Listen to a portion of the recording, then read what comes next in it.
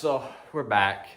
The reason I'm doing this video is, well, the biggest thing is just trying to get myself used to talking to the camera. Anyways, that's the biggest thing I'm trying to do. That, and I figured might as well talk about 2021 and what I'm going to be doing, hopefully. But, so, in 2021 looks like I'm probably just going to be I'm not going to bite off a whole lot. Biggest thing is over there where most of my tractors are, minus the one I'm sitting on currently, which are over to my dad's. He's got, on the road he lives on, there's his field, another 6-7 acre field, another 3 acre field, and a few other fields strewn out far in between. And I'm just gonna try to get those and do hay next year, and maybe, depending on where I'm at, come mid to late summer, I might look into I'm probably gonna look into beef critters. But that brings up another point. Luckily, up here in the biggest thing is I'm gonna try to work towards a goal of selling my own raw milk, because the one nice thing about up here in Maine, if you're selling it on a small enough scale and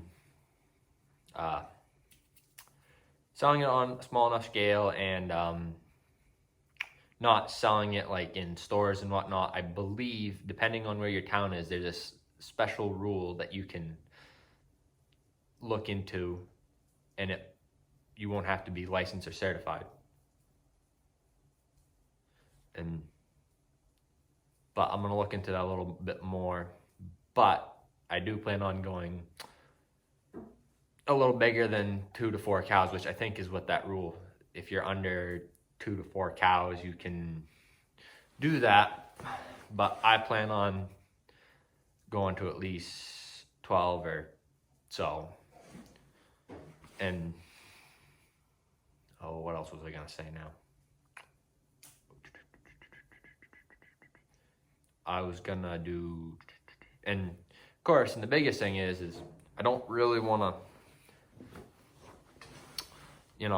do everything modern. Mainly just kind of stay within, the age range of most of my equipment. So 40s, 50s, and 60s is mostly where the equipment age range is. So that's kind of where I'm going to try to stay. And that brings up another point. I don't want to try to play with the big boy farmers and, farm hundreds of acres to try to make a living and, have X amount of animals to make a living. I'd much rather, anyways, this way you can, sell said milk at your own price and all that stuff at your own price, and probably make it out on top a lot better than you can. But the other thing is, if I can find the stuff I need, I'm gonna try to get into doing barley for malt houses.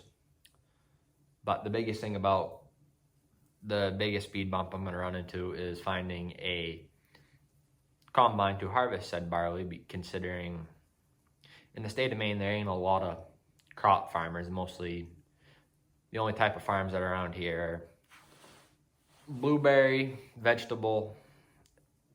Well, I don't know if you'd consider blueberry a vegetable or whatever, but you got orchards, vegetable farmers, you got potato farmers, you got dairy, you got beef, you got all types of other farms.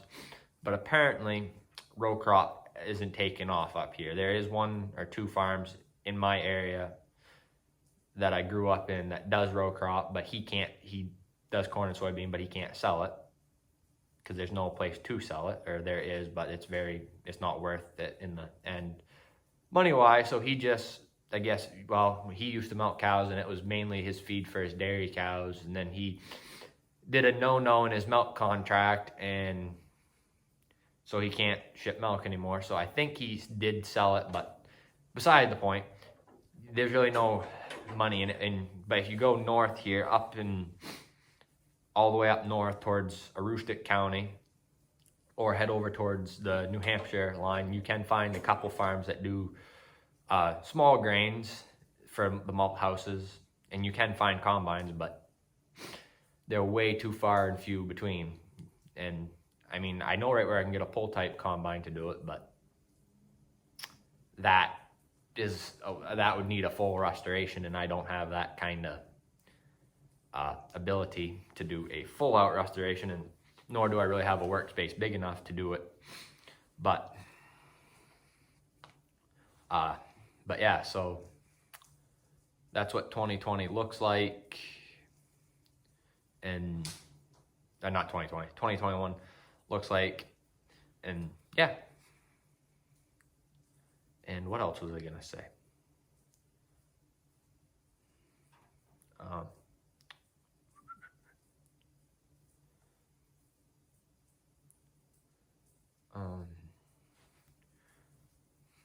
Can't remember what I was gonna say now.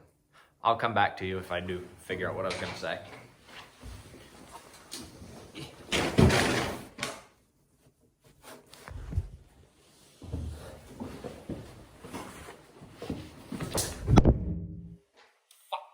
Sideways.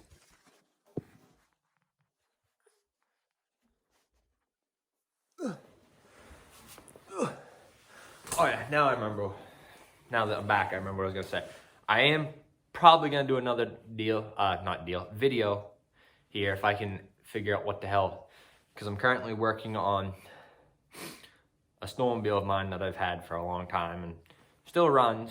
I just got to do some stuff to it and don't exactly have the tools or the capability to do it at the moment. And I would try, it's not close to the garage, so I gotta find a way to drag it down here closer to my garage or to work on it, because it's kind of a pain in the ass to shove all the tools in your pockets and walk through 6 inches of snow and then try to work without the gloves, and it, you know, freeze your hands off because the tools are made of metal. But anyways, so yeah, so 2021, hopefully I can achieve most of those goals before the winter, but then again, I'm not too sure, because what my brain says I'm going to accomplish in 2021, but whether I'm going to be able to pull all of the stuff I want to do off before the springtime, like buying a combine or finding a pull type one or self-propelled, depends on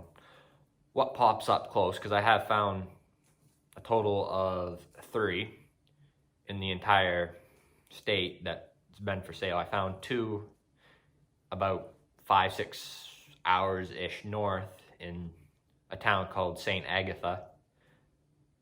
One was a Massey Ferguson 510, the other was a Gleaner, which I really kind of want a Gleaner, because if you haven't figured out, I'm an Allis-Chalmers geek, but they're all too far away for me to worry about trucking down here, and don't really. And then there's another one that was over in a town probably 3 hours away. I don't exactly remember how far away that town is, but that one was way too new and way too pricey. But, and then like, and of course, and the biggest thing is I got all the stuff, you know, to plow up ground and do all that, you know, plows and a harrow to do all that stuff, but don't get a fucking seed drill. Well, I could probably get one off up there to my grandparents', but that thing's been sitting in a building for ages, and I don't really know how my uncle would feel about me taking it out of that pole barn. But that's a subject for another day. And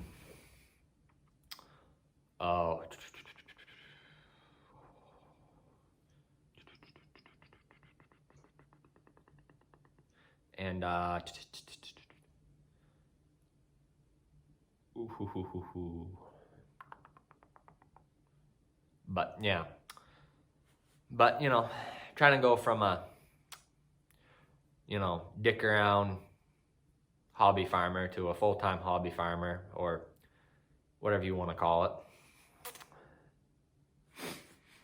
But we'll see what happens. But I'm definitely just gonna do I know the hay stuff will work out, considering that won't be too hard to do. But the other stuff that I want to do in 2021 is probably gonna be a little slow to start, and a little bit slow because it's gonna be a little difficult finding the stuff I need and want. And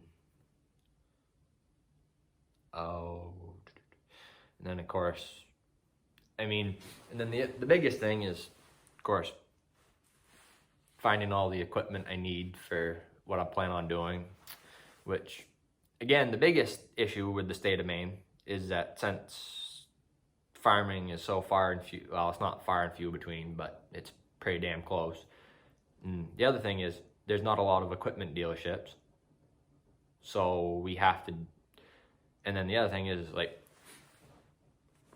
so that's one thing. So you got to drive all over the state. We have, I think, a total of 3 or 4 New Holland dealerships in the state. And from where my mother's house is, which is where I am today, they're all roughly, one's, I think, an hour, almost 2 hours away. I think another one's a little over an hour, damn near 2 hours, and I think another one's 3. I can't remember. But and then then John Deere dealerships. There's one close to us, and there used to be, and that's 40, a little over, about an hour. And then we got an AGCO dealer that they're not the greatest dealership anymore. They're a bunch of fucking assholes when it comes to doing stuff, because we had a bit of an issue with my uncle's Massey Ferguson, and they were kind of little shitheads about that one, so we don't really deal with them anymore. And then there was a Kubota dealership that's half hour from here, but we don't go through them for anything because they're fucking numbnuts. They hire idiots, so it's kind of like if you go in there and ask him something. Like my cousin, he does baleage, so he was gonna buy net wrap, not net wrap because his baler doesn't do net wrap, but the plastic wrap that goes around the bale so it can ferment. He called them and asked the guy, and the guy didn't know what the fuck he was talking about. My cousin had to go over there and fucking practically show him what he needed. And so that's why we don't go through them. They're a bunch of fucking retards, and they're worthless when it comes to getting parts, because that Kuhn Tedder of my dad's, I went over, they're a Kuhn dealer. I went over to that dealership that's 30 minutes from here, the Kubota one, asked them, hey, can you get this part? Or, well, no, my cousin still owned it, I should say. Went over there. They said, oh yeah, we can get the parts, but they got him the wrong parts. And they said, oh, well, for that model, we can't get parts for that model. So then I went down to our John Deere dealer when I got the Tedder, and that John Deere dealer says, yeah, we can have them in the end of this week, and it's the right parts.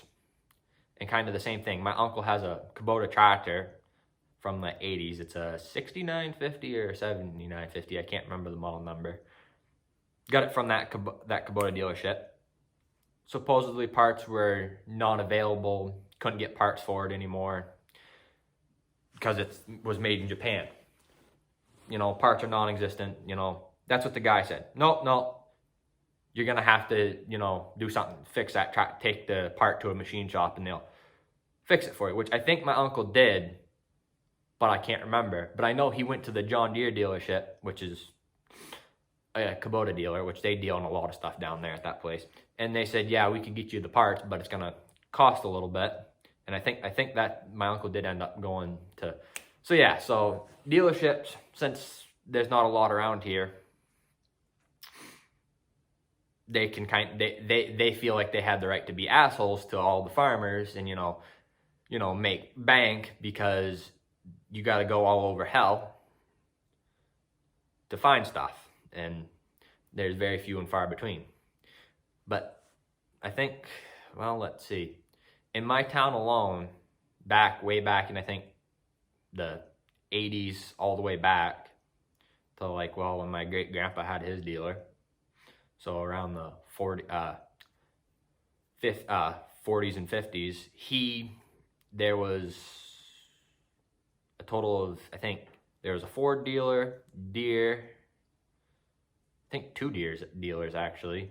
My great grandpa's, which was an Allis-Chalmers dealer, a Case dealer, Ford, Deere, Alice, Case, all over. So there's 6, and I think there was at least 7 or 8 in our town alone. But then again, our town is the town I grew up in, I should say, not our town, but whatever, is really good farming ground because it's all river bottom.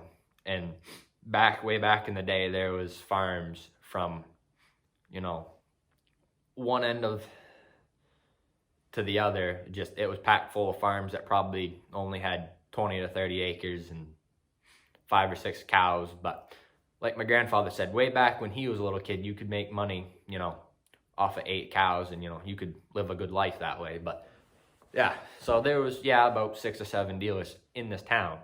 And there was one dealer left in this town, John Deere dealer, but they didn't really deal in the big stuff like most dealerships do. You could definitely tell they were getting away from the big equipment, because it seems like every year we'd go over there, there'd be only 5 or 6 decent sized tractors there, like 5, not 4, 5 or 6 tractors. And so yeah, so to say that Maine sucks when it comes to certain things is a very big understatement. It's fucking terrible. Because if you need parts, you got to drive all around the countryside, and most likely those dealerships might not have the parts and have to get them from New York or somewhere. So it really fucking sucks when it comes to getting parts for older tractors. So you end up having to go to salvage yards for like antique tractors. And then that's the other big thing. There's like 2 or 3 salvage yards in the state that are, not great. But yeah. So it kind of sucks when it comes to buying stuff and trying to get stuff, but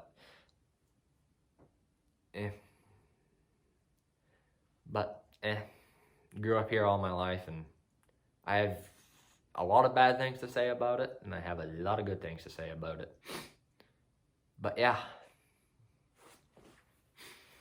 But the biggest purpose of this video is, it's a lot of rambling and just kind of going back and forth, but the biggest purpose is just trying to get myself used to talking to the camera, because if you haven't noticed, I'm very terrible at it, and keeping on the ball with making videos is very much a piss poor thing for me. But you don't ever think about the camera. You'd much rather just work, in my opinion, than have to fucking dick around with the camera. So yeah,